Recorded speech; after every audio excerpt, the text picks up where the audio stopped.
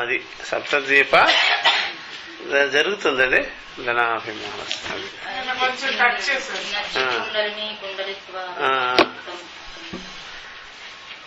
కాబట్టి 62వ భాష్య భాగంలో ఇది సూత్ర భాష్యము. ఈ సూత్ర భాష్యము మనము చతుస్సూత్రిలో 4th సూత్ర, 4వ సూత్రం దాని భాష్యంలో ఉన్నాము. ఇది చివరిలో ఈ భాష్య భాగం జరుగుతుంది. ఇక్కడ వస్తువు అంటే బ్రహ్మము లేక జ్ఞానము, అది చెప్పినంత మాత్రం చేతనే దాని యొక్క ప్రయోజనం ఏమి ఉండదు, అలా జ్ఞానమేం కలగదు. మరలా దానికోసం చాలా చేయవలసి ఉంటుంది. అంతేగాని చెప్తే నువ్వు బ్రహ్మం అయ్యున్నావు అంటే బ్రహ్మం అట్లాగా ఎలా అవుతారు ఏమిటి, అలాగ విషయం చెప్పగానే నిశ్చయానికి వచ్చేస్తుంది, అనుభవానికి వచ్చేస్తుంది అని అనరాదు. దానికెన్నో సాధనలు అవన్నీ ఉంటాయి అని పూర్వపక్షి వాదన. ఈ పూర్వపక్షి వాదన అది మొత్తం జగద్వాదన అయిపోయింది. ఎందుకంటే పూర్వపక్షి వాదన అజ్ఞానానికి భిన్నమేం కాదు కదా, అజ్ఞాన ప్రవృత్తికి భిన్నమైన వాదనేమీ కాదు. అజ్ఞానం దాంట్లో ఏ ప్రకారంగా కర్తృత్వ భోక్తృత్వాది అభిమానం, అహంకారం అట్లాగా ఫలాసక్తితో కూడుకొని సాధన సాధ్యాలతో కూడుకొని ఉంటుందని ఎలాగా మనం ఉంటామో అట్లాగా సర్వ ప్రాణులు కూడా పుట్టుకతోనే ఆ స్వభావమే కలిగి ఉంటున్నారు అన్నమాట. దేహేంద్రియాదులు ఈ స్వభావం అంతా పెట్టుకొని సాధన సాధ్యాది ప్రవృత్తి కలిగి ఉండడం అనేది చూస్తున్నాం. కాబట్టి పూర్వపక్ష వాదన అజ్ఞానానికి ఏమి అన్యం కాదు, అది జగద్వాదం కూడా అదే అయ్యింది. అదేమి ప్రామాణిక వాదనమేమి కాదు, జగద్వాదం అంతా ప్రామాణిక వాదమేమి కాదు. అది ఏమి స్వాభావికంగా ఉండే ఇంద్రియవాదం అన్నమాట. అందుకనే అలాగా అనవలసి వచ్చింది వాళ్ళు. కాబట్టి ఇక్కడ వస్తువుని చెప్పినంత మాత్రం చేత, ఆ విద్యని ఉన్నదన్నట్టుగా చెప్పినంత మాత్రం చేత అక్కడ ప్రయోజనము అనేది ఎందుకు ఉండదయ్యా? ఆ ప్రయోజనం ఏమిటయ్యా అంటే అజ్ఞాన నివృత్తి చేస్తుంది, స్పష్టమైనటువంటి సమ్యక్ జ్ఞానాన్ని కలిగిస్తుంది.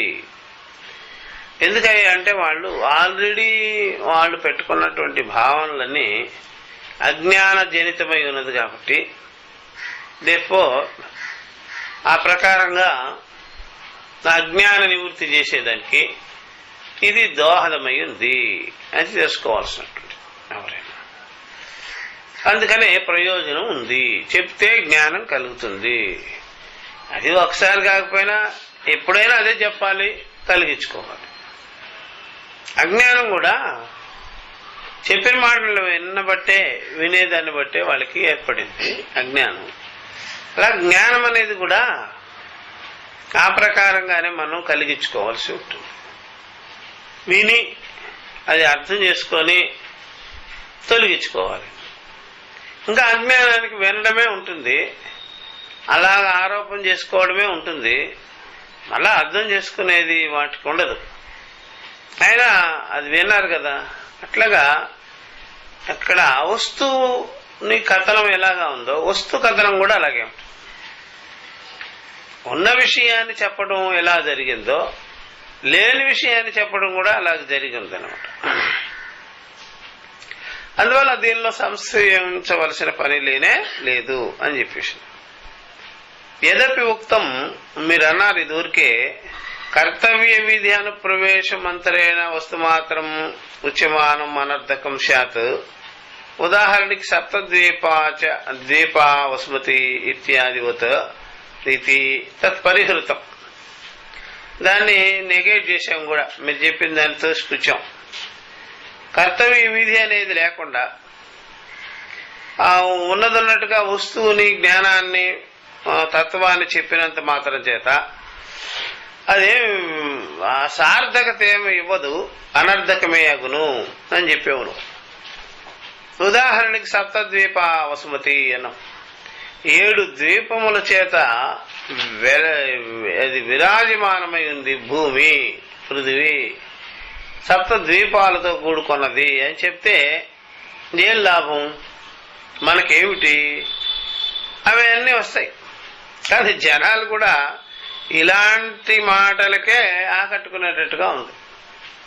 దేనిలో కూడా అలాగే ఉంది. వాడికి ఏమిటి ప్రయోజనము అనేది తక్కువ ఆలోచన చేయడం.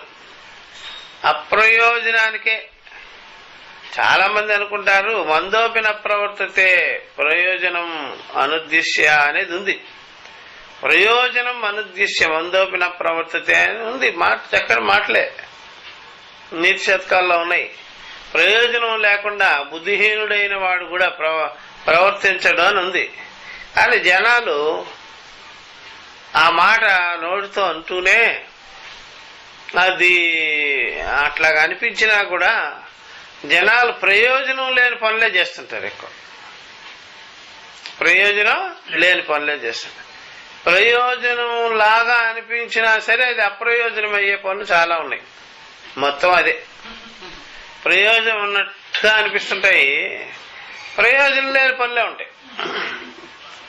దానికి పనికిరాని పనులే ఎక్కువ చేస్తుంటాడు మనిషి. అది చూస్తున్నాం జనాల్లో బాగా. అలాగా అనిపించింది అంటాడు వాడు. నిజం కాదు అది బాగా గుర్తుపెట్టుకోవాలి. అనిపించింది అంటాడు. అందుకనే సమత్వం యోగ ఉచితే అనే మాట, సమము అనేటువంటిది పెట్టుకోవాలి అని గీతలో మనం వింటుంటాము.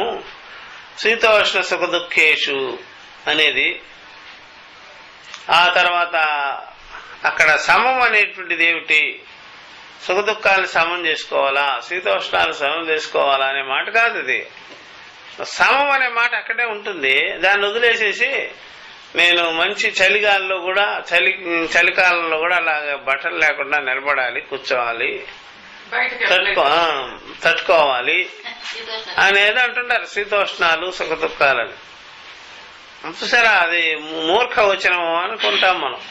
మూర్ఖ వచనమేది. శీతోష్ణాదుల్లో ఆ విధంగా భరించుకొని కూర్చోవడము సమం ఎలా అవుద్ది నీ ముఖం? శీతము ఉష్ణము రెండు శరీరానికి కావాలి. ఎప్పుడు కావాలో దానికి తెలుసు. మనకంటే కూడా శరీరానికి బాగా తెలుసు. అందువల్ల వేసవి కాలంలో శీతం కోసం అది ఉంటుంది, చలికాలంలో ఉష్ణం కోసం ఉంటుంది శరీరం. అంటే రెండు కావాలి. చూసారా? ఎప్పుడెప్పుడు కావాలో అనేది దానికి తెలుసు. అతి శీతలమైతే దానికి ఉష్ణం కావాలంటుంది, అతి ఉష్ణమైనప్పుడు దానికి శీతలం కావాలి. రెండు అది సమానంగా అనుభవిస్తుంది. అట్లా అక్కడ సమత్వం అని చెప్పే మాటకి, సమము అని చెప్పిన మాటకి అర్థం ఏంటంటే ఆగమాపాయి అనిత్యం. అది ఒక్కటే సమం అన్నమాట. ఆగమాపాయి అనిత్యం. సుఖము ఆగమాపాయే, దుఃఖము కూడా ఆగమాపాయే. అది సమం అనమాట. అలాగే శీతము ఆగమాపాయే, ఉష్ణం కూడా ఆగమాపాయే. వస్తుంది పోతుంది, రెండు వచ్చిపోయేదే. శీతము ఉష్ణము, సుఖము దుఃఖము రెండు కూడా అనిత్యమే. శీతము అనిత్యమే, నిత్యంగా ఉండదు. ఉష్ణం కూడా అనిత్యమే, అలాగే సుఖము అనిత్యమే, దుఃఖము అనిత్యమే. చూసారు? అదే సమము అని చెప్పింది మాట. అంతేగాని సమం చేసుకోమని కాదు. సమం మేర ఆగమాపాయ విషయంలో గాని అనిత్యత్వ విషయంలో గాని సమమే అని చెప్పేసినాను. అట్లాగా దాన్ని వివేకం చేసుకోవాలన్నమాట. సమము అనగాని సమం చేసుకుంటా, సమం ఎలా చేస్తావు? సమం ఎలాగా ఉండదు. అది బాగా గుర్తుపెట్టు. ఆగమాపాయం చేసుకోవాలి. అట్లా ఆ ప్రకారంగా అది తెలుసుకోవాలన్నమాట. ఈ ప్రకారంగా 7 ద్వీపాలతో కూడుకున్నది అని చెప్పినప్పుడు ఆ మాట మాత్రానికి దానికి ఏం ప్రయోజనం ఉండదు. దాన్ని మేము చెప్పాం కదా. దానికి సమాధానం రజ్జురీయం న అయం సర్ప ఇది వస్తు మాత్ర కథనేపి ప్రయోజనస్య దృష్టత్వాత్ అని చెప్పేసి. కాబట్టి ఇది పాము కాదయ్యా, తాడేనయ్యా అని చెప్తే దాని ప్రయోజనం మనం అక్కడ చూసాం. అది ఏంటయ్యా అంటే పాము అనేటువంటి భ్రాంతి భ్రమ తొలగింది తాడు అనే జ్ఞానం చేత. కాబట్టి ఇది ప్రయోజనమే కదా మరి. కానీ చెప్పుకొచ్చారనమాట. నాను శృతబ్రహ్మణ అపి ఇక్కడ అనింది వాళ్ళది. యథాపూర్వం సంసారితో దర్శనాత్ నా రజ్జు స్వరూప కథనవత్తు అర్థవత్తు ఇది ఉక్తం అని ఇది ప్రశ్నించారు వాళ్ళు, శంకించారు. మరి బ్రహ్మ విద్యని వింటున్నాడు, బ్రహ్మ విద్యా శ్రవణాన్ని చేస్తున్నాడు, బ్రహ్మజ్ఞాన విషయంలో వాడు చాలాసార్లు విన్నాడు. విన్నప్పటికీ కూడా ఉపనిషత్తులు, ఈ బ్రహ్మసూత్రాలు, భగవద్గీత, వేదాంత విషయాలన్నీ, ఈ ఆత్మజ్ఞాన బోధలన్నీ ఆయన్ని వింటూనే ఉన్నాడు.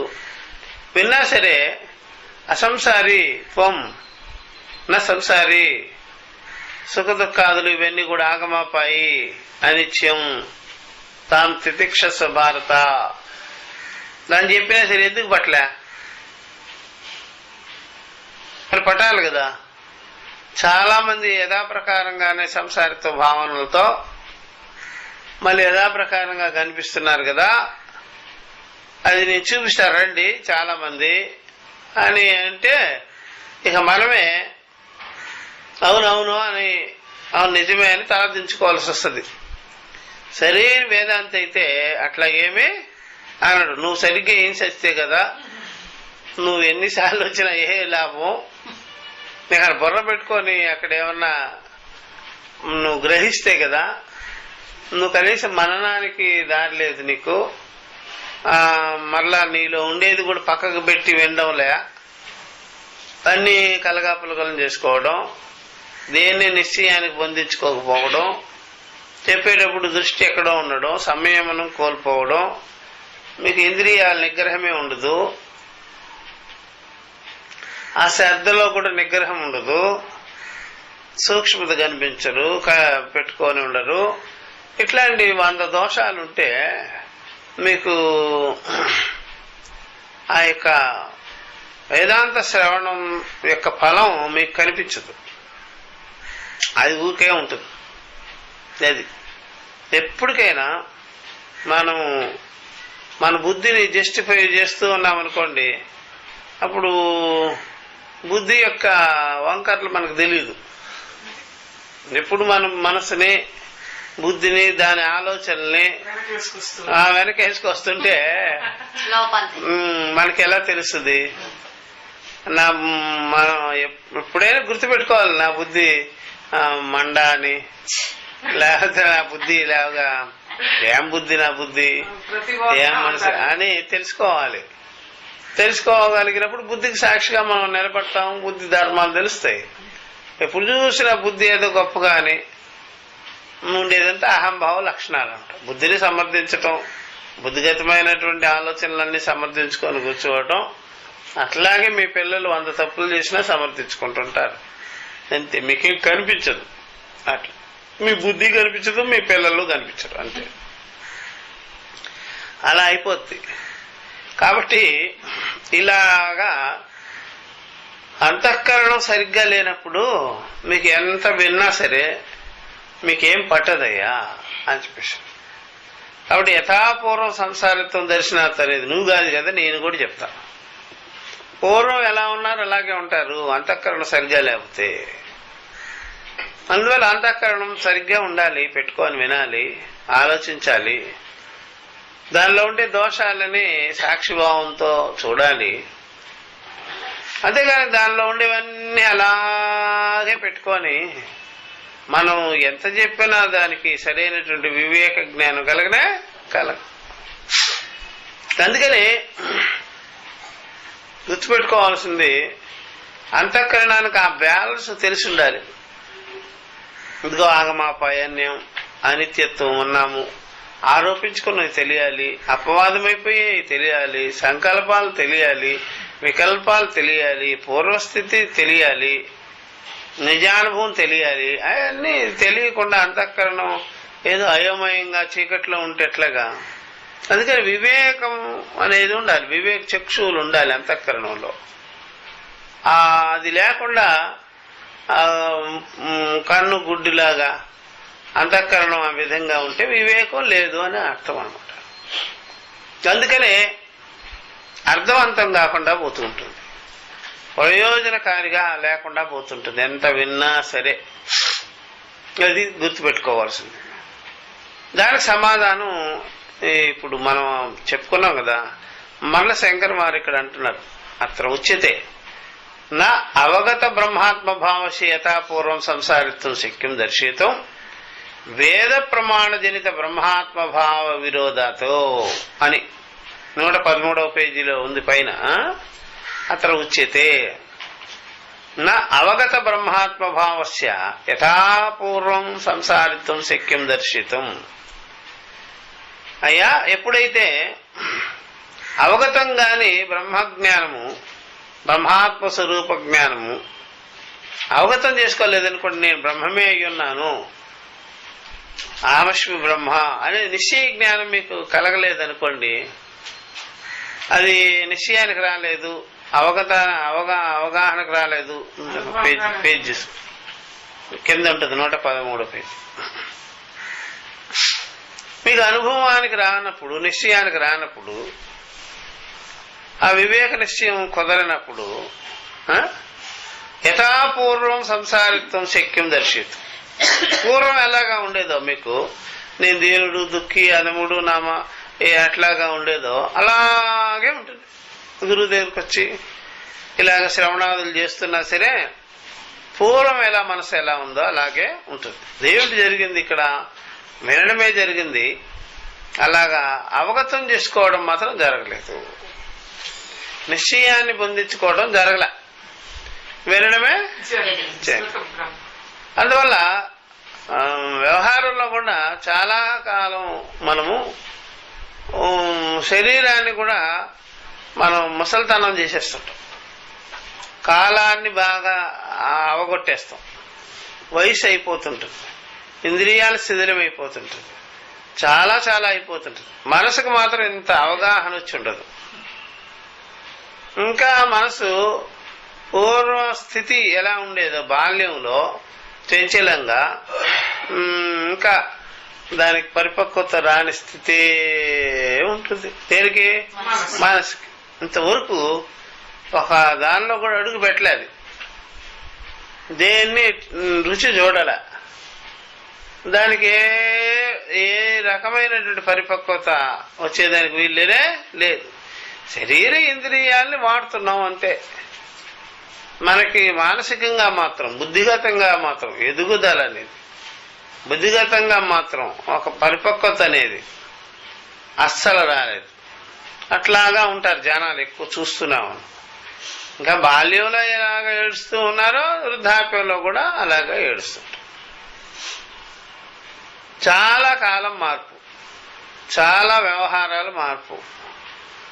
అయినా సరే అన్ని బాధ్యతలన్నీ మనం చేయకపోయినా ఆటోమేటిక్గా అయిపోతూ ఉంటాయి.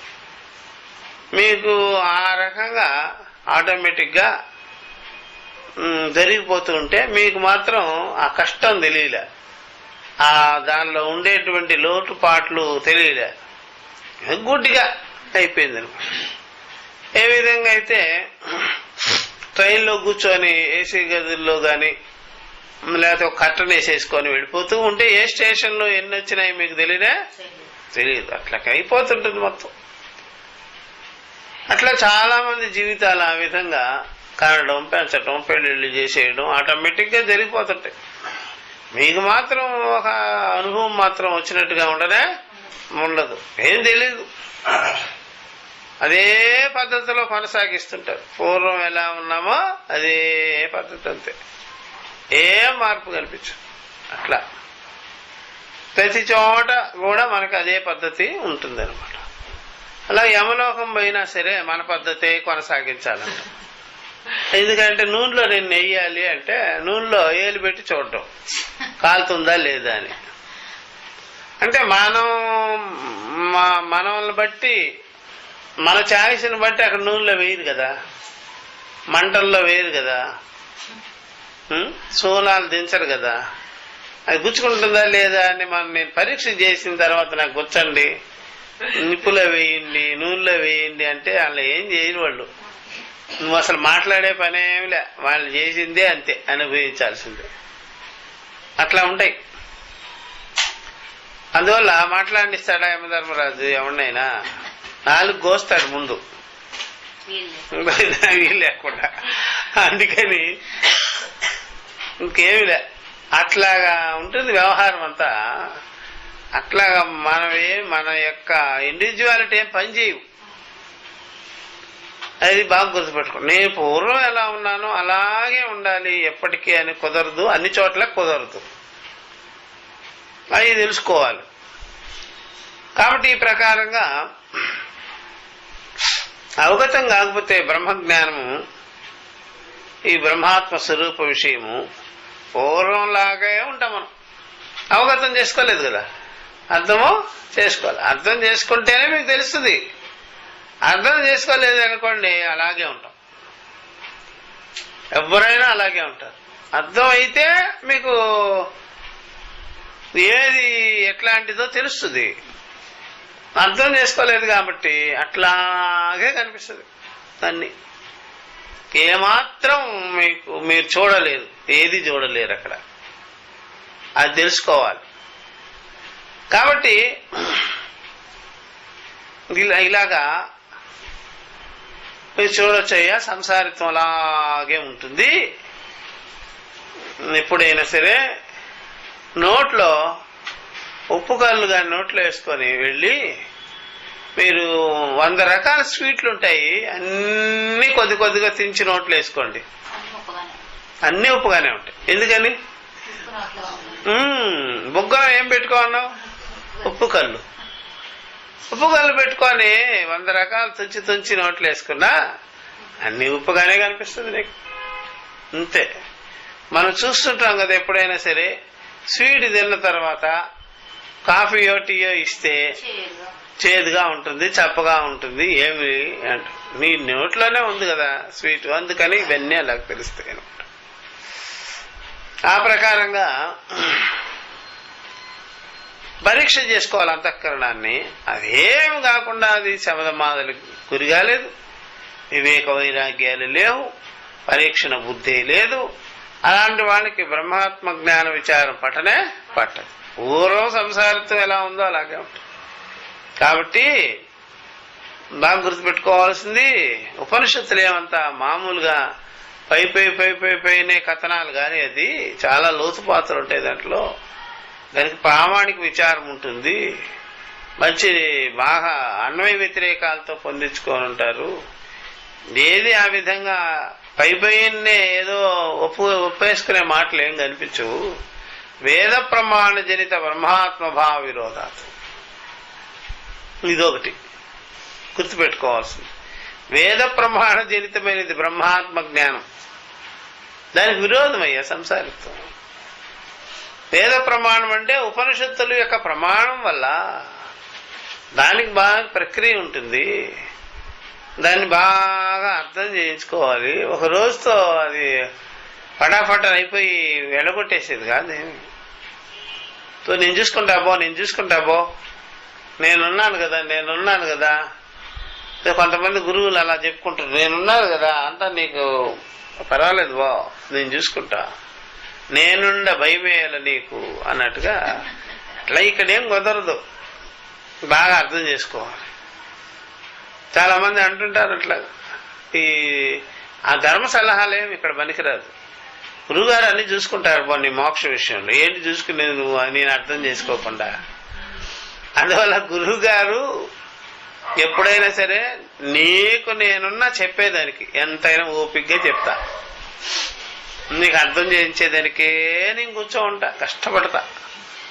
కానీ నువ్వు అర్థం చేసుకోకపోతే మాత్రం నా కష్టమంతా బూడిదలో పోసింది అయిపోతుంది. అది బాగా గుర్తుపెట్టు. నేనేం లోపం చేయను బోధించటంలో, యుక్తికి బొందించటంలో. అన్నీ కూలంకషంగా చిన్న చిన్న పదాలు కూడా ఓపెన్ చేసి అలా నీ ముందు పెడతా. నీ బుద్ధి గాని నీ వెనక భాగం నాకు చూపించి నీ బుద్ధిని వెనక్కి పెట్టుకోకుంటే నన్ను నేనేం చేయను. తీర్పు చూపించేట్లా నాక డైరెక్ట్ ముఖాముఖి గురుముఖంగా అది చూసుకో. కానీ గురువుగారు చెప్తూనే ఉంటారు. అందుకనే వేద ప్రమాణ జనితమైనది అన్నమాట బ్రహ్మాత్మ జ్ఞానం. దానికి సంసారిత్వం అనేది చాలా విరోధం. అందువల్ల వేదము, దానిలో ఉండే ప్రామాణికత, దానిలో ఉండేటువంటి అన్ని సూక్ష్మభావాలు, నేతి అనేటువంటిది, అవన్నీ చాలా ఉంటాయి. అలాగే ఏది కూడా వదిలిపెట్టకుండా అలా బోధించడం అనేది జరుగుతుంది. అవిద్య నివృత్తి చేయడం అనేది జరుగుతుంది. ఇంత చేసి మీకు జ్ఞానం కలిగిస్తారు. కానీ పైపైనే ఏదో చెప్పేసేసి ఎవరికి పడితే వాళ్ళకి చెప్పేసేసి అలాగా ఉండరు. అందుకనే వేదాంతము ఎప్పుడు కూడా అందరినీ రాబట్టాలని చూసుకోదు. వ్యవహార విషయాలైతే, గుళ్ళు గోపురాలు అయితే డెకరేషన్లు చేస్తారు, ఆకట్టుకోవాలని ప్రయత్నాలు చేస్తారు. వేదాంతంలో అలా కుదరదు. జనం రావాలని అలా ఉండదు. వస్తే మనం ఏం చేయగలుగుతాం, వాళ్ళని ఏం చేయగలుగుతాం. అట్లా మామూలుగా వ్యవహార విషయాల్లోనే మనం చూస్తుంటాము. ఒక్కరిని వివాహం చేసుకోవాలనుకుంటామో 100 మందిని చేసుకోవాలనుకుంటాము. 100 మంది వచ్చి కూర్చున్నారు అనుకోండి, నేను వివాహం చేసుకోవాలనుకుంటున్నాను,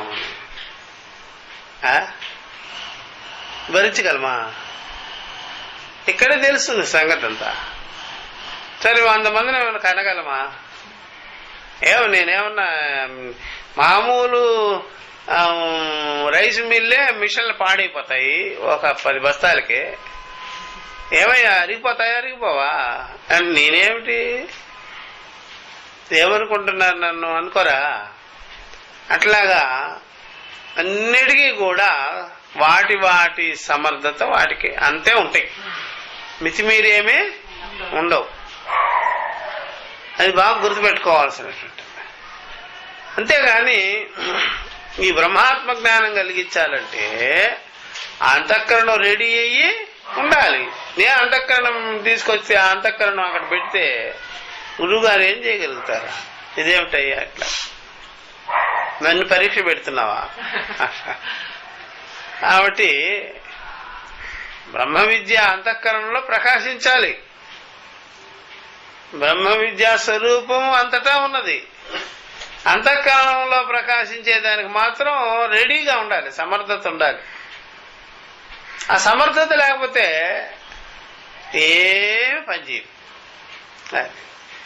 అందుకనే సూర్యుడు అంతటా ప్రకాశించినా సరే జలంలో ఎందుకు కనిపిస్తాడు, అద్దంలో ఎందుకు కనిపిస్తాడు అని అన్నట్టుగానే అంతఃకరణంలో బ్రహ్మాత్మ జ్ఞాన నిశ్చయం కలగాలంటే అంతటా సర్వవ్యాపకమైన, సర్వభూతస్థమైన, బాహ్యాభ్యంతరములు అజిమైన, సూదిమోపములు సందు లేకుండా ఉండే తత్వమే అంతఃకరణానికి గాని ఒక రకమైనటువంటి ఆ యొక్క వేదంలో చెప్పేది, ఉపనిషత్తులో చెప్పేది, గురువులు చెప్పేది అలాంటి సంస్కారాలు లేకపోతే అంతఃకరణం తీసుకో.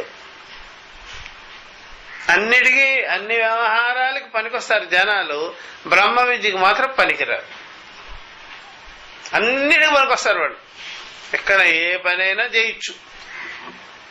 అందుకనే వైకుంఠంలో గాని కైలాసంలో గాని ఏ జనాలైనా పెట్టచ్చు మీరు. ప్రమోట్ చేయొచ్చు. ఇక్కడ ప్రమోటింగ్ ఏమి ఉండదు. ఇక్కడ అర్థమైందా? ఎవరిని పడితే వాళ్ళని ప్రమోట్ చేస్తాము అలా కుదరదు. ఇక్కడ అంతఃకరణం రెడీగా ఉండాలి. అది ఆ విషయమే చూసుకుంటుంది. చెప్పేటప్పుడు అర్థమవుతుందా లేదా, నిలబడుతుందా లేదా, పనికి వస్తుందా లేదా అనేది ఆ విషయమే చూసుకుంటుంది. ఆ సబ్జెక్ట్ లో ఉండే ఒక ఉపతానం, శక్తి అదే, సమర్థత అదే. సరిపోతే 1-2 సార్లు చూస్తుంది, లేదంటే తీసి పక్కకి పెట్టేసి వెళ్ళిపోతుంది, తోసి పడేసిపోతుంటుంది. అట్లా ఉంటుంది. అందుకని ప్రతి చోట అందరూ జమ అయ్యచ్చు. ఎవరిని పడితే వెంకటేశ్వర స్వామి గుడిలో కూడా ఎవరిని పడితే పనికిమాలిన వాళ్ళందరినీ తీసుకొచ్చి పెట్టచ్చు. వైకుంఠంలో కూడా జయ విజయులు అదే, పనికిమాలిన వాళ్ళే పెట్టచ్చు. ఎవరినైనా పెట్టచ్చు, సరిపోద్ది. కానీ బ్రహ్మ విద్య దగ్గర మాత్రం అలాంటి పప్పులు ఉడకు. అమ్మో అస్సలు ప్రకాశించదు ఇది. అందువల్ల ఇంతవరకు అన్ని చోట్ల కలుషితం చేసేసినారు, కానీ ఎంగిల్ చేసి పారేసినారు. కానీ బ్రహ్మమును మాత్రం ఎవడు ఎంగిల్ చేసుకునేదానికి వీల్లేదు. ఎంగిల్ కాదు, పట్టదు, ఇది వెళ్ళిపోతూ ఉంటుంది.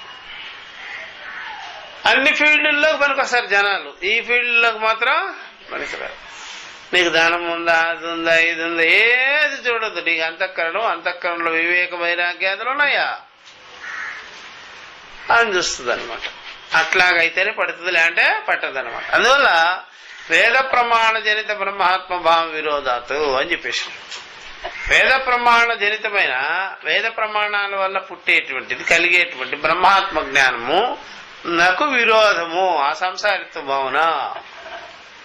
అందువల్ల సంసారిత్వ భావన అలా పెట్టుకొని నాకు బ్రహ్మ విద్య పట్టింది, అర్థమైంది అంటే కుదరదు, ఎగిరిపోవాలి.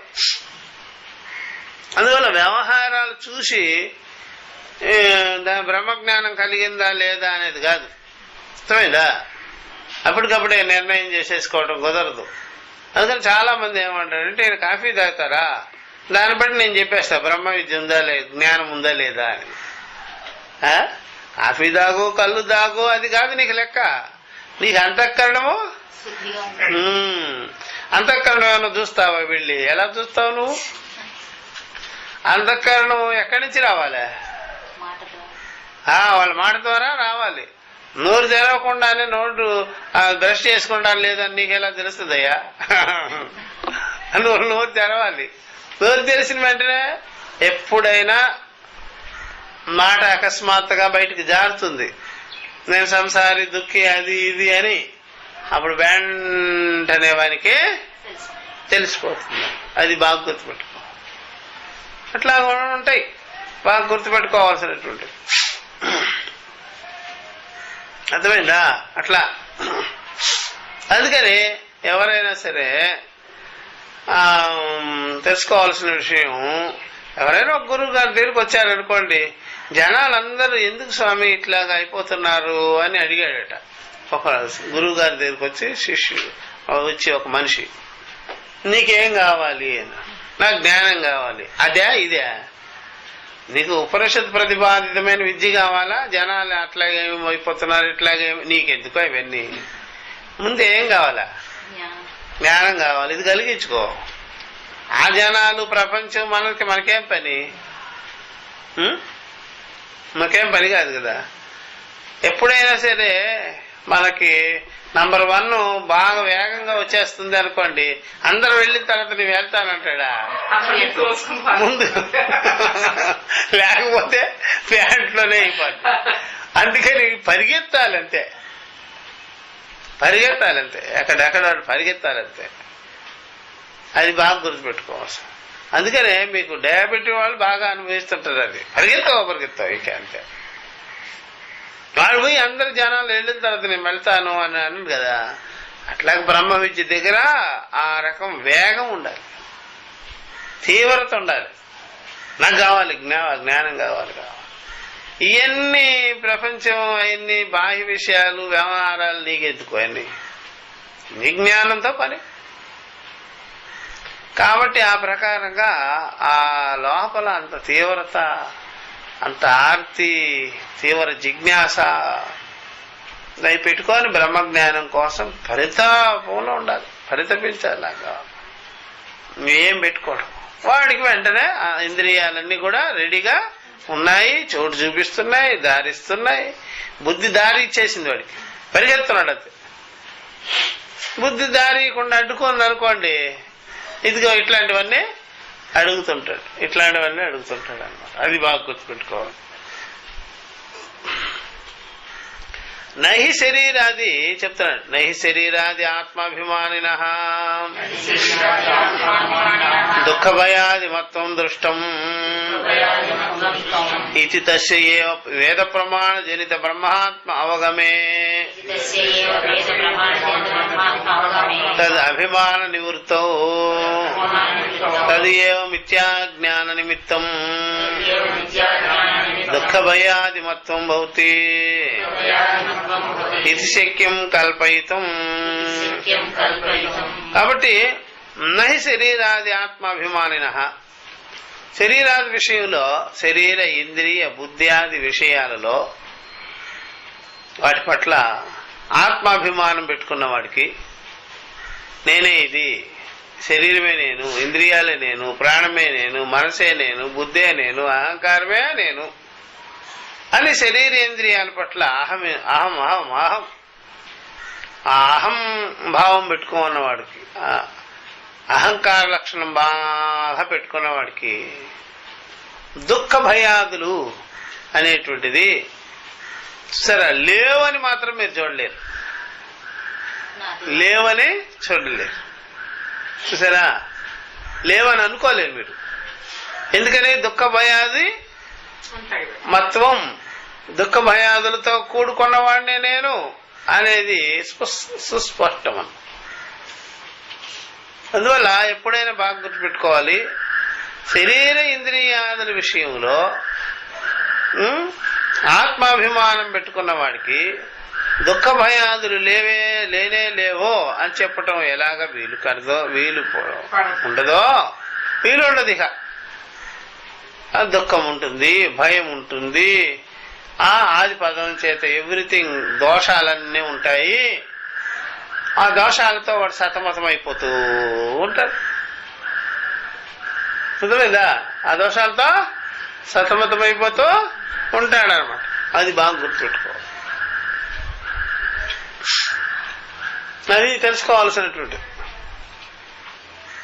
మనం ఎక్కడైనా సరే బాగా గుర్తుపెట్టుకోవాల్సినటువంటిది, ఇప్పుడు ఎవరైనా సరే ట్రైన్లో ప్రయాణం చేసేవాళ్ళు, కాశీ ప్రయాణం చేసేవాళ్ళు, ఎక్కడైనా తీర్థయాత్రలు ప్రయాణం చేసేవాళ్ళు, ఒంటి నిండా నగలు ఉన్నాయనుకోండి, ఏం చేస్తారు వాళ్ళ? ఏం చేస్తారమ్మా? తీసేసి, ఎందుకురా బాబు ఇదంతా లేనిపోయినవన్నీ, ఎంత వాడు నగ తీసుకునేవాడు తీసుకోకుండా పీకు గుడుకు వస్తాడు, అవన్నీ పీకులు గోయించుకునేదానిక. అందుకనే ఒక మంచి వివేకులు ఏం చేస్తారంటే దేనికి దానికి మంచి పేర్లు పెట్టారట. చెవు దిద్దులు ఎందుకంటే చెవులు కట్ చేసేదానికి, అట్లాగే మెడలో చేయను ఎందుకంటే మెడ కోసేసేదానికి, వడ్లానం ఎందుకంటే పొడిలో పొడిచేదానికి, చేతులకు ఉంగరాలు ఎందుకంటే ఏళ్ళు తీసేసేదానికి, అట్లాగా అన్ని పేర్లు పెట్టాడట. అందుకోసం ఇది అని చెప్పాడు. అంటే ఎక్కడెక్కడ ఏ భాగంలో ఏ ఆవరణం ఉందో ఆయా భాగాలు అవయవాలు కట్ చేసేస్తాడు. అందుకోసం ఇది తయారు చేసినట్టున్నారు. అదే కదా దొంగలు చేసే పని అట్లా. కాబట్టి ఇది బాగా మనం చూసుకోవచ్చు లోకంలో. కాబట్టి అవన్నీ పెట్టుకొని ఉన్న బుద్ధి కాదు, వాళ్ళకి తెలిసిపోద్ది ఇవన్నీ లేనిపోయిన ప్రమాదాలు రా అని తీసేసేసి డూప్లికేట్ అన్నీ ధరిస్తారు. ఏది కాశీ యాత్రలు, ఎక్కడైనా గంగలో స్నానం చేయాలన్నా వాటి జోలికి బారు, తీసేసి వెళ్ళిపోయి ఉంటారు కూడా. కాశీ యాత్ర పెళ్లి యాత్ర ఏమా చెప్పండి? పెళ్లి యాత్ర ఏం కాదు ఇది, అది బాగా గుర్తుపెట్టుకో. అందుకని తీసి పాడేస్తారు అన్నమాట. అట్లాగే బాగా గుర్తుపెట్టుకోవాల్సి ఇవన్నీ ఉంటాయి. శరీర అభిమానాలు పెట్టుకుంటే సరే బంగారం నాగా దాన్ని అభిమానం పెడితే ఎంత భయం ఉందో దొంగలతో, శరీరం మీద అభిమానం పెట్టుకున్నా అంతకన్నా ఎక్కువ భయం ఉంటుంది. దొంగవాడైతే అప్పుడు పడుకుపోతుంటాడు, ఇంకా వాడు రాడు మన జోలికి, వాడు రాడు, పట్టుకెళ్ళిపోయాడు కదా. ఇటు శరీరం మీద అభిమానం పెట్టుకో ఉంటే ఇక అంతే, జన్మలే జన్మంతా అందరితో గొడవే, నిత్యం బాధే అందరితో, ఇంటిళ్ళ బాధి. అట్లాగే ఇంకో జన్మ కూడా అంతే, వదిలిపెట్టదు అది. ఆ దొంగవాడైతే ఒకసారికే పట్టుకుపోయాడు అంతే, ఇది ఏది వదలదు. అందుకనే దుఃఖము, భయము, ఆది పదం చేత అన్ని రకాలు ఉంటాయి. అట్లాంటి వ్యక్తికి శరీరాదుల మీద పెట్టుకున్నటువంటి అభిమానం వల్ల, అహంకారం వల్ల నాకు ఇన్ని రకాల జరిగినాయి కదా, దుఃఖ దోషాలన్నీ అనుభవించాను కదా అని జ్ఞానానికి వచ్చాడు అనుకోండి, వాడు తస్యేవ వాడికే వేద ప్రమాణ జనితమైన బ్రహ్మాత్మ అవగమే తద్ అభిమాన నివృత్త తదేవ మిథ్యాజ్ఞాన నివృత్తవు తత్ అని చెప్పేసి, తత్ అనే చోట కామ పెట్టుకోవాలి. ఆ వ్యక్తికే వేద ప్రమాణ జనితమైనటువంటి, చూసారా, ఉపనిషత్ ప్రమాణము వల్ల కలిగినటువంటి బ్రహ్మాత్మ జ్ఞానము అవగతమైన తర్వాత, అహమస్మి బ్రహ్మ, నేను బ్రహ్మమే అయ్యున్నాను, సర్వం కల్విదం బ్రహ్మ అనేటువంటి జ్ఞానం నిశ్చయానికి వచ్చేసిన తర్వాత ఆ అభిమానం అనేటువంటిది నివృత్తి అవ్వడం అనేది చూస్తూ ఉన్నాము. నివృత్తవు, చూసారా, నివృత్తమైపోయింది. నివృత్తవు అక్కడ కామ పెట్టుకోవాలి సార్. నివృత్తవు తదేవ మిథ్యాజ్ఞాన నిమిత్తం దుఃఖ భయాది మొత్తం భవతి తిన శక్యం కల్పితం. ఆ ప్రకారంగా నివృత్తి చేసి పెట్టుకోన్నాడు ఆ మనిషి. చూసారా, ఉపనిషత్తులు బాగా శ్రవణం చేశాడు, గురువుల దగ్గరికి వెళ్ళి అది నిశ్చయానికి పొందించుకున్నాడు. నిశ్చయ జ్ఞానం కలిగిపోయింది వారికి, ఇంకా సమ్యక్ జ్ఞానమే ఉంది, సంశయాదులు లేకుండా సమ్యక్ జ్ఞానమే కలిగింది. అలా కలిగి పెట్టుకున్న వాడికి ఇక మీదట మిథ్యా జ్ఞాన నిమిత్తం వల్ల కలిగే భయ ఆందోళనాదులు ఏమీ ఉండనే ఉండవు, అస్సలు. ఎందుకంటే మిథ్యా జ్ఞానమే తొలగి ఉన్నది, చూసారా. కాబట్టి ఇక మీదట మిథ్యా జ్ఞానం వల్ల, తప్పు తెలివి వల్ల సరే దుఃఖ భయాదులు కలుగుతాయి అనే మాట ఉండనే ఉండదు. అది బాగా గుర్తుపెట్టుకోవాలి. దుఃఖ భయ ఇప్పుడు మనకి ఎప్పుడైనా సరే బాగా గుర్తుపెట్టుకోవాల్సింది, ఇప్పుడు ఎక్కడైనా సరే రైల్వే స్టేషన్లో కూర్చోమన్నాడు ప్లాట్ఫారం మీద, లేకపోతే ఇంకెక్కడైనా సరే అడవుల్లో ఉన్నాడు, లేకపోతే ఇల్లు వాకుళ్ళు లేవు, వాడికి చలికాలంలో చలి కొట్టదో అని చెప్పలేం కదా. తప్పకుండా ఏం చేస్తాడా, వణుకుతూ ఉంటాడు. ఇంకొకడు ఏం చేసినాడంటే మంచి రగ్గు తెచ్చుకున్నాడు, స్వెటర్లు తెచ్చుకున్నాడు, మంకీ క్యాప్ తెచ్చుకున్నాడు, అన్ని వేసుకొని ప్లాట్ఫారం మీద కూర్చున్నాడు. వాడికి చలి తగులుతుందా? అవకాశం లేదు. ఏమి తెచ్చుకోకుండా ఊరికే వచ్చేసినాడు కదా, చేతులు ఊపుకుంటా, వాడికి ఇంకంతే వణికిపోతుంటాడు. చూసారా, ఆ ప్రకారంగా ఏమీ లేకుండా ఏదో చలిగాల్లో అలా కూర్చుంటే ఈ వీడేం వనకడండి, అలా స్థిరంగా ఉంటాడు అని ఎలా చెప్పలేమో, అలాగే మిథ్యాజ్ఞానము నివృత్తి అయిన తర్వాత వాడికి దానివల్ల కలిగే భయ ఆందోళనాదులన్నీ ఉంటాయి అని చెప్పేదానికి వీళ్ళేనే లేదనమాట అసలు. ఒకవేళ ఆ విధంగా మీకు అనిపిస్తే మీరు బాగా నిశ్చయం చేసుకోలేదు, బాగా సమ్యక్ జ్ఞానం కలగలేదు. అది బాగా గుర్తుపెట్టుకోవాలి. ఎవరైనా సరే వేదాంత శాస్త్ర ప్రమాణ విషయంలో వీక్ గా ఉంటే మళ్ళా సాధనకు వెళ్ళిపోతే ఇంకా అట్టడుగున పడిపోయినట్టు. వేరే సాధనలు చేయాలేమో, ఈ బ్రహ్మజ్ఞాన విషయంలో నాకు పట్టడం లేదు కాబట్టి నేను ధ్యానం చేయాలేమో, జపం చేయాలేమో, వ్రతం చేయాలేమో అనుకుంటే ఇంకా మనం ఏమైపోతున్నాం, మొత్తం అట్టడుగుకి వెళ్ళిపోతున్నాం. ఎందుకయ్యా అంటే అక్కడే చేయాలి కానీ కృషి, అక్కడే మీరు బాగా వివేకం చేసుకోవాలి. కానీ దాన్ని వదిలిపెట్టేసి, ఆ ఫీల్డ్ వదిలిపెట్టేసేసి, ఆ పరిధిని తోసిపుచ్చేసి ఇంకేదో చేస్తున్నారంటే ఇంకా అయ్యే పని కాదు. ఇంకా మరలా ఇక్కడికి వచ్చే పని కూడా ఉండదేమో, అది కూడా పోగొట్టేసుకుంటాం. చక్కగా ఉండేటువంటి అంతఃకరణాన్ని కూడా మీరు ఏం చేసేసినారు, ఇంకా దాన్ని కూడా పోగొట్టేసుకున్నట్లయిపోద్ది. ఇంకా చాలా కష్టమైపోద్ది ఇంకా రావడం అనేది. అది బాగా గుర్తుపెట్టుకోవాల్సి. అందువల్ల ఇక మీద మిథ్యాజ్ఞానం, దానివల్ల కలిగే భయ ఆందోళన అది ఉండనే ఉండదు. అలా కల్పించుకునే దానికి కూడా వీల్లేనే లేదు అని చెప్పేసిన. నహి ధనిన గృహస్థస్య ధన అభిమానిన ధన అపహార నిమిత్తం దుఃఖం దృష్టం ఇది తస్యైవ ప్రవ్రజితస్య ధనాభిమాన రహితస్య తదేవ ధన అపహార నిమిత్తం దుఃఖం భవతి. ఇదొక దృష్టాంతం చూపించారు ఆయన. ఎవరైనా సరే బాగా ధనం బాగా సంపాదించి పోగేసేసేసారు, ఏం చేస్తారంటే వాళ్ళకి ఇప్పుడు ధనం పోగేసినాడు కదా, ఇప్పుడు ధనం వల్ల కీర్తిని పోగేయాలనుకుంటాడు. చూసారా, ఇది వరకు ఎవడైనా సరే బాగా గుర్తుపెట్టుకోవాల్సింది, మంచితనాన్ని పోగొట్టేసుకోండి, మానవత్వాన్ని పోగొట్టేసేసుకోండి. అందరు తిట్టుకునేటట్టుగా డబ్బు సంపాదించేసినాడు అనుకోండి, వాడిని చెప్పి వీడిని చెప్పి వాడికి టోపీ పెట్టి వీడికి టోపీ పెట్టేసేసి కోట్ల రూపాయలు ఆర్జించేసినాడు అనుకోండి, ఇంకా ఏమి లే. ఇంకా ప్రజాపతి ఉన్నంత వరకు ఉండేటట్టుగా ఉంది కూడా ధనం. ప్రజాపతి ఉన్నాడే, ఆయన ఉన్నంత వరకు కూడా ఉన్నదనుకోండి ధనం అండి. ఇప్పుడు ఏం చేస్తున్నాడంటే ఆ ధనాన్ని ఆ వెంకటేశ్వర స్వామి ఉండిలో వేయాలని, లేకపోతే ఇంకేదో వితరణ చేయాలని, ఇంకా అట్లాగా ప్లాన్ చేసుకుంటుంటాడు. ఇప్పుడు అవన్నీ ఆ ధనాన్ని అలా వదిలించుకోవడము, దాని మీద అభిమానం లేకుండా దానికంటే కూడా గొప్ప దాని మీద అభిమానం పెట్టుకొని చేస్తాడా, కీర్తి ప్రతిష్ట అట్లాగా.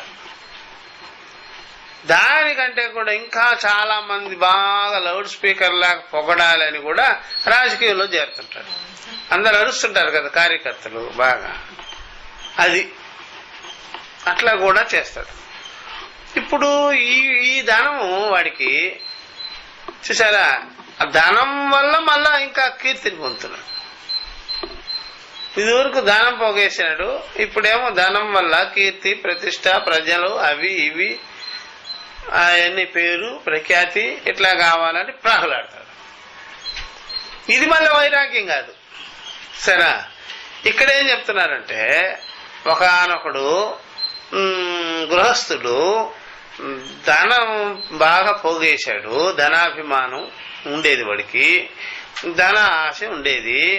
ఆ ధనం అనేది బాగా పెట్టుకొని ఉన్నాడు, సంపాదించుకొని ఉన్నాడు, ధనాభిమాని అయిపోయాడు. సంపాదించుకొని ధన అభిమాని అయ్యాడు. అలాగ ఉండేటప్పుడు అతను ధన అపహార నిమిత్తం దుఃఖం దృష్టం. వాడికి ఏం చేశాడంటే ధనం ఎవడో పట్టుకుపోయేటప్పటికి దుఃఖం కలిగింది.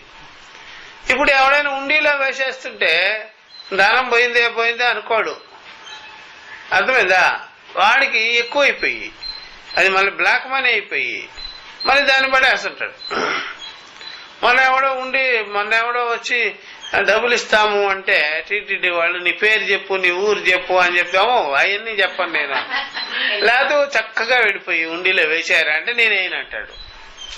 వాడికి మళ్ళీ పేరు కావాలి, పేరు ఇవ్వరా అంటే ఈయనంటాడు. అర్థమైందా? పేరు ఇవ్వరా అంటే ఈయనంటాడు, ఊరు పేరు చెప్పంటే ఈయనంటాడు. ఎందుకంటే రిజిస్టర్లో రాసుకుంటామేమని, రిజిస్టర్లు చూస్తారు కదా ఎవడో కూడా, ఈయనంటాడు. ఉండి లేసేపో చక్కగా హాయిగా అంటే ఈయనంటాడు. సరే, మళ్ళీ వాడితే ఎట్లాగా నువ్వు వెళ్ళిపోవాయా, ఇట్లా కుదరదని చెప్పేసి వాడు చక్కగా ఏం చేసినాడు, మళ్ళీ ఏడుస్తూ వచ్చేసినాడు. వాడికి ఏం కావాలా? కీర్తి కావాలి. అర్థమైందా? మళ్ళీ ఆ పేరు మాత్రం ఎవరికి తెలియకూడదు. ఉండిలో వేసేసినట్లే కదా పోయేది.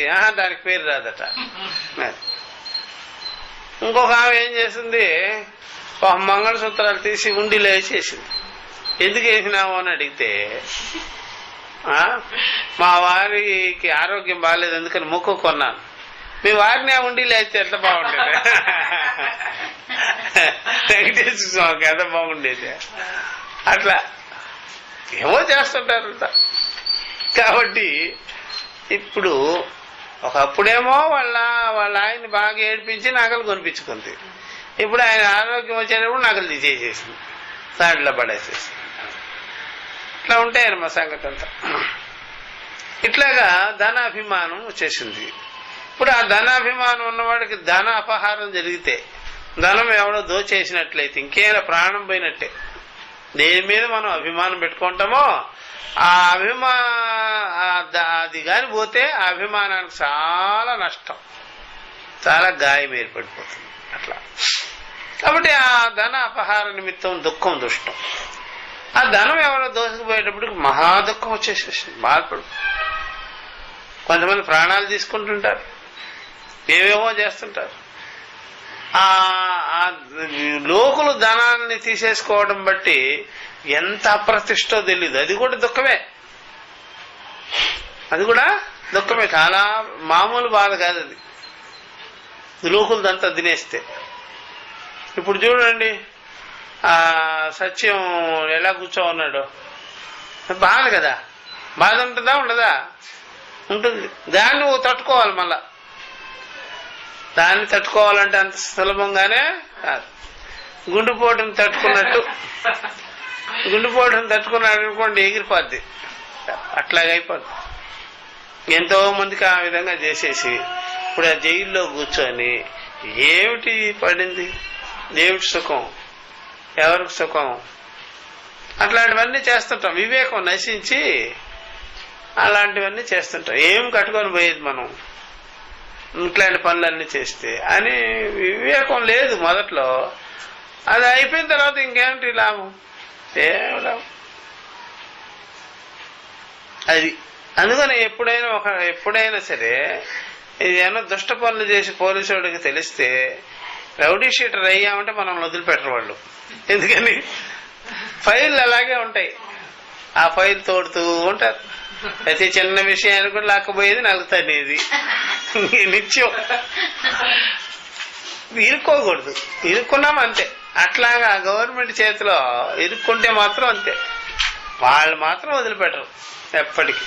ఒక గవర్నమెంట్ కాబట్టి ఇంకో గవర్నమెంట్ వస్తే మళ్ళీ తెలుస్తుంది, అది తెలిసి మళ్ళీ నాలుగు వాయిస్తుంది అంతే. ఇంకంతే, చచ్చేంత వరకు అంతే. ఇంక వదిలిపెట్టే పనే లేదు. అట్లా ఇరుక్కోకూడదు, ఇరుక్కుంటే అవుట్.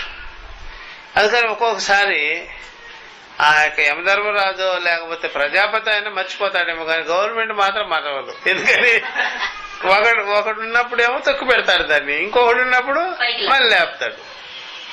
ఇంకంతే మన పని, అట్లాగైపోద్ది. అందుకని ఆ ధనం అపహరిస్తే ఎంత బాధో, ఎంత కష్టమో, ఎంత దుఃఖమో చెప్పలేము.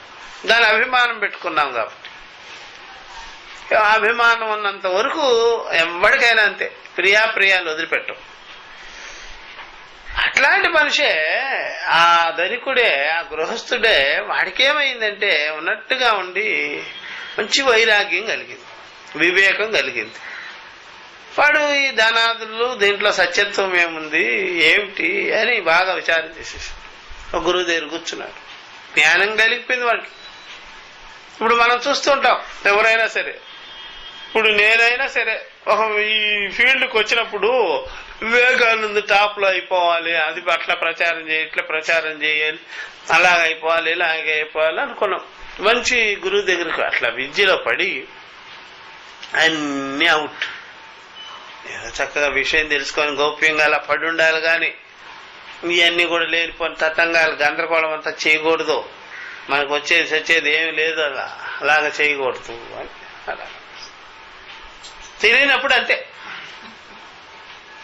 కొత్తగా ఈ ఫీల్డ్లోకి వచ్చేవాళ్ళు చాలా మంది, ఎవరైనా ఆధ్యాత్మిక ఫీల్డ్లో నిద్ర లేచి అందరికి కూడా భజన వినిపించాలి అని వీడు 3 4 లేచి సాయిబాబా భజనలు ఆ భజన చేసేసి అందరికీ అదేదో పుణ్యమో పురుషార్థం ఏదో అనుకుంటాడు, అందరికి వినిపించడం.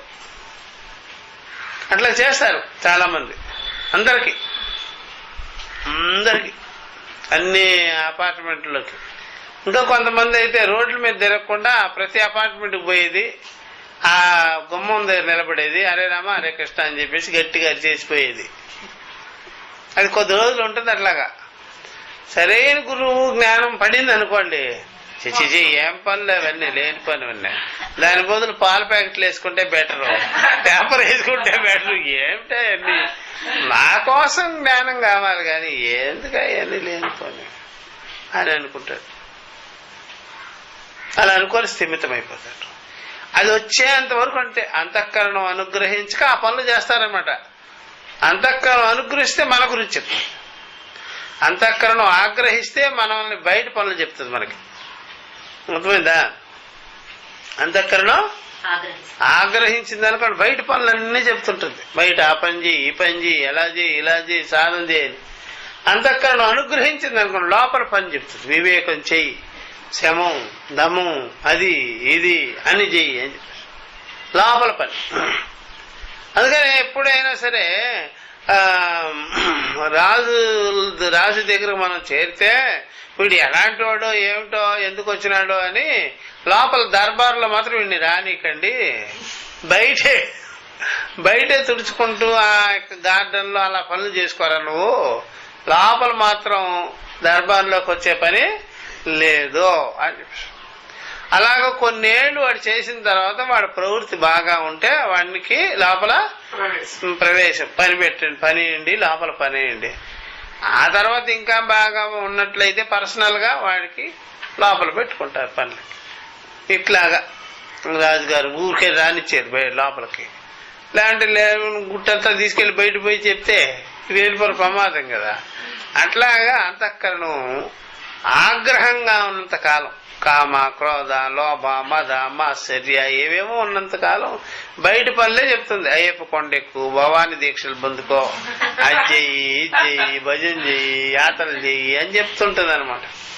అంతఃకరణం అనుగ్రహించింది అనుకోండి, ఎందుకు అలా తిరుగుతావు అనవసరంగా, ఇలా విచారం చేసుకోవచ్చు కదా, ఎందుకు ఇలాగా, దానివల్ల కలిసి వచ్చేది ఏమిటి, దేహానికి శ్రమ తప్ప అట్లా ఇట్లా చెప్పి అలాగా లోపలనే కూర్చొని పెడుతుంది. నిగ్రహాన్ని, సంయమాన్ని, శమాన్ని, దమాన్ని, తితీక్షని, శ్రద్ధని, వివేకం, వైరాగ్యం ఇట్లాంటిది కలిగిస్తుంది.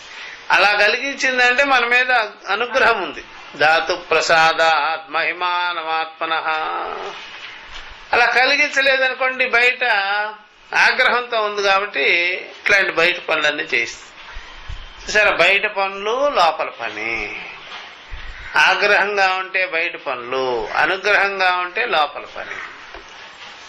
అది లోపల పని సక్సెస్ అయిపోద్దా, బయట పని సక్సెస్ అవుద్దా? లోపల పని సక్సెస్ అయిపోద్ది, వెంటనే ఫలితాన్ని ఇస్తుంది. బయట పనులు అలాగా శరీరం కృషించిపోయేంత వరకు. కాబట్టి ఆ ప్రకారంగా వానికి ఆ ధనాభిమానైన గృహస్థుడికి ఒక్కసారిగా ఆత్మానాత్మ వివేక జ్ఞానం గురువుల దగ్గర కలిగింది.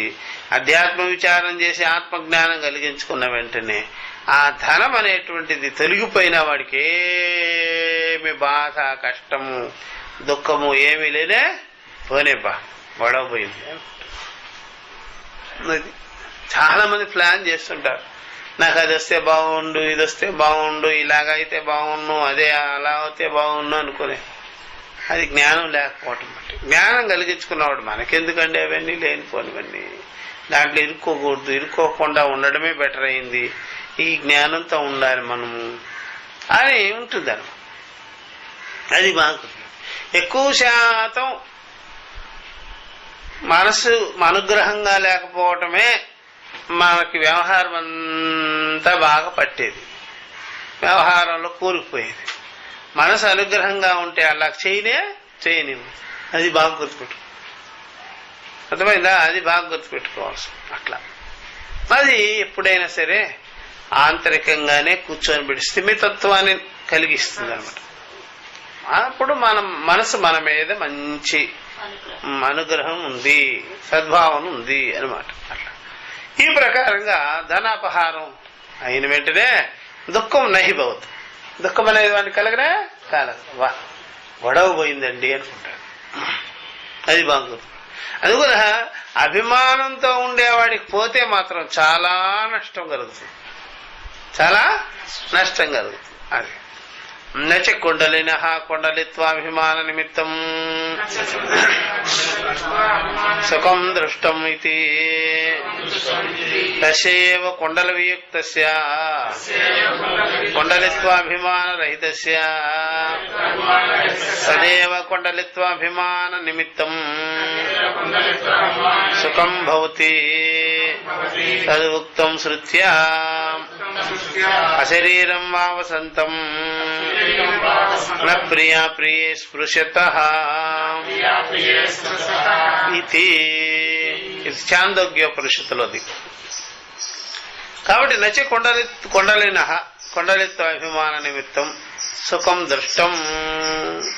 కాబట్టి కుండలీలు అంటే ఈ చెవులకు వేసుకునేటువంటి కుండలాలు, ఆ కుండలాలు వల్ల వాడికి బాగా అభిమానము, ఆనందము, సుఖము ఇవన్నీ కనిపించేవి.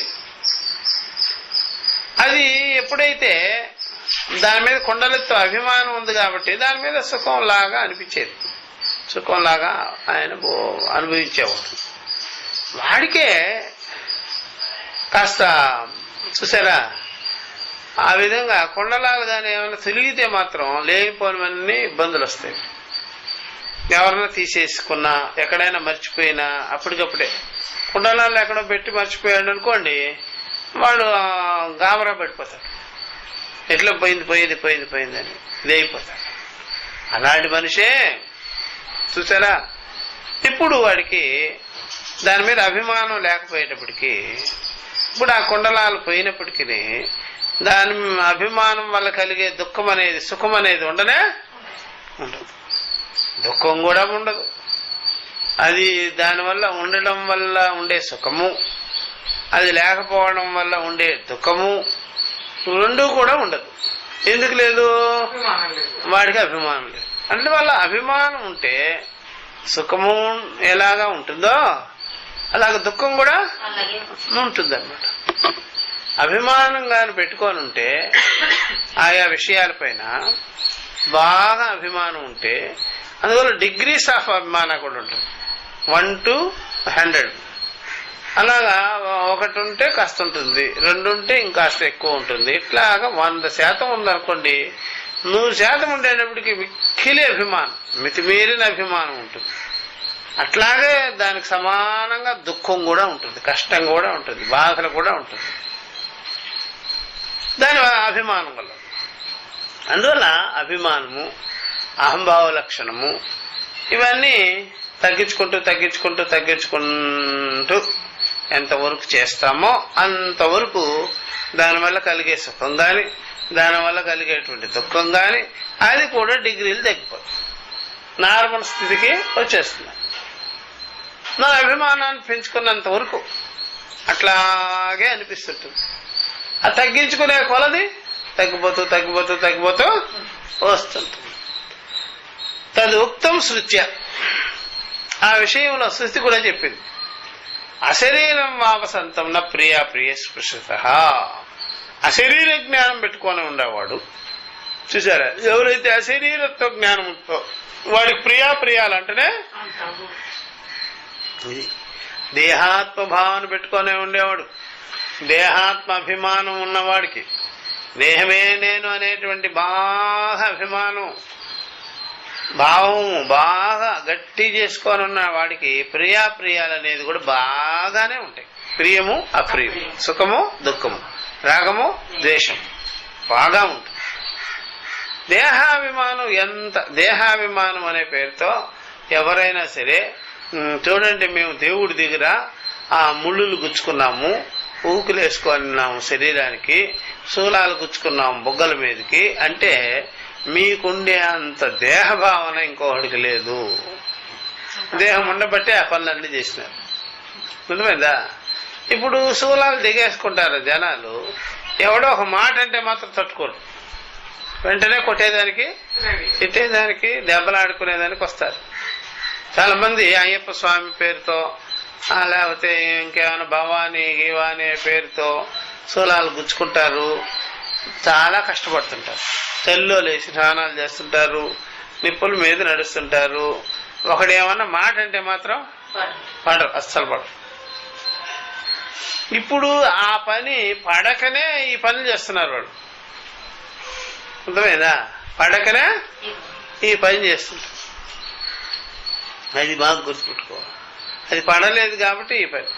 ఒకడు ఏం చేసినాడంటే, నన్ను ఏమండి నన్ను నిద్రలేస్తే మా ఇంట్లో వాళ్ళు బెత్తం ముచ్చుకొని రోజు వీపు మీద కొడతారండి. ఈ బెత్తం దెబ్బలు తగ్గించుకోవాలంటే ఏం చేయాలి, ఏ సాధన చేయాలి అని అడిగాడట ఒక పిల్లవాడు. ఇంట్లో వాడికి ఏంటి వీపు మీద బెత్తం దెబ్బలు పడతాయన్నమాట. ఎన్ని దెబ్బలు వేస్తారా అని అడిగాడట ఆ గురువుగారు.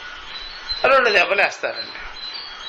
ఈ 2 దెబ్బలు నేను నివృత్తి చేసుకోవాలి, ఈ 2 దెబ్బలు నేను పడకుండా చేసుకోవాలంటే ఏం చేయాలి, ఏం చేయమంటారు సాధన అని అడిగారు. చేస్తావా? చేస్తాను స్వామి. గురుగారు చేస్తాను చెప్పండి. అలాగైతే 100 దెబ్బలు తినరా నా దగ్గర, ఈ 2 దెబ్బలు పోతాయి అని చెప్పాడు. ఇప్పుడు వీడేం చేస్తాడు? రెడీ అంటాడు. అలా 2 దెబ్బలు పోతాయంగా మీరా 100 దెబ్బలు కొట్టించుకో నా దగ్గర, నేను వేస్తా బెత్తం. ఇది సాధన. అర్థమైందా? ఇప్పుడు జనాలకి ఆ వివేకం ఉండదు. ఏది వివేకం ఉండదా? ఆ 2 దెబ్బలు బెటర్ కదా నీ 100 దెబ్బల కన్నా అని ఉండదు. అబ్బా, ఈ 2 దెబ్బలు పోవాలని మళ్ళీ దెబ్బలు తింటారు. చూసారా? అట్లాగా ఆ జీవితంలో ఏదో కష్టాలు ఉంటాయండి. ఆ కష్టాలు ఉండేటప్పటికి ఏదేదో కష్టాలు, ఆ కష్టాలు ఉండేటప్పటికి ఇక్కడ కష్టపడుతుంటారు. అయ్యప్ప స్వామి దీక్షలు, భవానీ దీక్షలు, శూలాలు నోట్లో గుచ్చుకోవడము, నాలుగు గుచ్చుకోవడము, ఈపుకేమో ఊకులు తగిలించుకోవడం, అవన్నీ ఇప్పుడు కష్టాలు ఆల్రెడీ ఉన్నాయన్నమాట. ఇక్కడ ఆ పని చేస్తున్నారు. చూసారా? ఇప్పుడు కష్టము ప్లస్ ఇంకా ఏమైంది కష్టం అనమాట. ఇలాంటివన్నీ చేస్తుంటారనమాట. ఎందుకు వచ్చిన కర్మ అయినా మాట వినరు, చెప్తే వినరు. అర్థమైందా? అట్లా అస్సలు వినరు, వినే పనే లేదు. అందుకని ఎప్పుడైనా సరే ఎక్కడైనా చెప్పులు తెగిపోయింది అనుకోండి, అక్కడ ఇంటి దగ్గర ఉండేటప్పుడు చెప్పులు లేకుండా నేను బజారుకు వెళ్ళలేను పా, నా వల్ల కాదు అని చెప్పేసి. అలాగైతే వాళ్ళు ఏం చేసినారంటే ఇంట్లో వాళ్ళు, అలాగైతే నువ్వు ఈసారి మాలేసుకో అని చెప్పేసి. అంతే, మాలేసుకుంటా అయిపోయి. ఎందుకని ఆ ఒక్క రోజు బజారుకి వెళ్ళేటప్పటికి చెప్పులు ఉండవు నీకు, అంతే. బజార్లోకి వెళ్ళగానే బాటా షోరూమ్కి వెళ్తావు కదా, వేసుకోవచ్చు కదా తీసుకొని. ఇప్పుడేమో నేను వెళ్ళన్నావు, ఇప్పుడేమో దీక్ష తీసుకునేదానికి రెడీ అయిపోయావు. ఇది మండలం రోజులు కర్మ. మళ్ళీ అక్కడ కొండ మీద ఎక్కాలి, రాళ్ళు రప్పలు గోల ఇవన్నీ. అందువల్ల కాస్తంత కష్టాన్ని బాధని తట్టుకోలేక తెలుసుకోలేక ఎక్కువగా శ్రమ పడడం అనేది కాస్తంత. అర్థమైందా? అందుకని ఎప్పుడైనా సరే ఇంట్లో ఉంటాయి కదా ప్రాబ్లమ్స్, ఏవేవో ఉంటాయి. మనుషులు ఉంటారు కాబట్టి. పశుపక్షాదులు ఉంటే గొడవలు ఉండవు. మనుషులు ఉన్నారనుకోండి ప్రాబ్లమ్స్ ఉంటాయి. 4 కుక్కలనో పక్షులనో జంతువుల్లో ఇంట్లో పెంచుకున్నారనుకోండి గొడవే ఉండవు. మనుషులు కానీ ఉంటే భలే అంటారు. అందుకని ఎప్పుడైనా సరే ఇంట్లో కొద్దిగా వాళ్ళు నన్ను అలా ఇలా అన్నారు, మా అత్తగారు నన్ను ఇలా అనింది అని గురువుగారికి చెప్పారు. గురుగారు, మా అత్తగారు నన్ను ఇలా అనిందండి. ఏమనింది? నేను చెప్పు. నన్ను నాకు బుద్ధి లేదు, అట్లా ఇట్లా అనిందండి. అది చాలా బాధగా ఉంది కదా. అట్లా సరే, అలాగైతే నేను ఒక పుస్తకం ఇస్తా. ఆ పుస్తకము, ఆ దేవుడు, ఆ శాలిగ్రామం ఇస్తా. నువ్వు ఎప్పుడైనా నమస్కారం పెట్టుకో శాలిగ్రామం దేవుడికి. నాకు మతి లేదండి, నా అంత బుద్ధిహీనురాలు ఇంకోటి లేదండి అని నమస్కారం పెట్టుకో అని ఆ దేవత అనుగ్రహం బాగా ఉంటుంది. ఇప్పుడు ఒక్కసారి కదా అయింది ఏమని, నీకు బుద్ధి లేదని. నువ్వు ఇక్కడ ఎన్నిసార్లు ప్రార్థనలో పెట్టావు? అది 1000 సార్లు. ఇది ఇష్టమా చెప్పు. ఒక్కసారి అన్నదాన్ని ఓర్చుకోలేక ఈ 100 సార్లు ఇట్లా నాకు మతి లేదు, నా మతి లేదు, అది లేదు, ఇది లేదు, అట్లాగా అన్ని నీకే సమర్పితం, నా శరీరం నీకే సమర్పితం, నా బుద్ధ్యాదులు నీకే సమర్పితం. అది ఆ మాట అక్కడ అనొచ్చు కదా. సబ్బుకొచ్చి తేరా అని చెప్పడం ఇక్కడ దేవుడి దగ్గరికి వచ్చి, అక్కడేమో నా తేరా గీరా లేదు, ఇంకా నువ్వు తేరా అన్నట్టు. ఇక్కడేమో అన్ని నీకు ఇస్తున్నాము, నా దగ్గర ఏమి లేదు దేవుడా అని ఇక్కడ పొగడడం. అక్కడేమో ఎవరైనా సరే ఎవరన్నా అంటే తట్టుకోలేకుండా పోవడం. ఈ ప్రకారంగా గుళ్ళోకి వచ్చి మొటికాయలు వేసుకోవడం, ఇంట్లో మాత్రం ఒక మొటికాయ వేస్తే ఒప్పుకోకపోవడం. గుళ్ళో వచ్చి చెవులు పట్టుకుంటారు, మొటికాయలు ఇలా వేసుకుంటారు. ఊరికే అట్లా తగిలింది అని అతగారు గొడవ తగిలితే ఏం పోద్ది నీది అట్లాగా. ఈ ప్రకారంగా జనాలు సరే చిన్న తప్పుకి లైఫ్ లాంగ్ తప్పులు చేసుకుంటూ తప్పులు అనుభవించుకుంటూ ఉంటారు. అందువల్ల చిన్నపాటి అభిమానం, దానివల్ల వచ్చిన ఇబ్బంది, ఇంకా అది ఒక సాధన క్రమంగా అనుష్ఠాన క్రమంగా పెట్టుకొని ఎంతో ఇబ్బందులు పడేవాళ్ళు కూడా ఉంటారు. అందువల్ల ఆ శరీరం మీద ఉండేటువంటి అభిమానం, దానివల్ల ఈ ప్రియాప్రియాలు రాగద్వేషాదులు అనేటువంటిది కలుగుతుంటాయి.